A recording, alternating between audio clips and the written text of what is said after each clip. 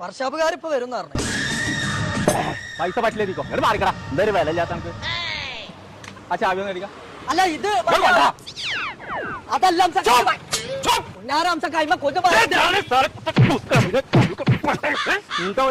ബോംബെ അംശ വെച്ച വണ്ടി തരാൻ പറ്റാന്നോ?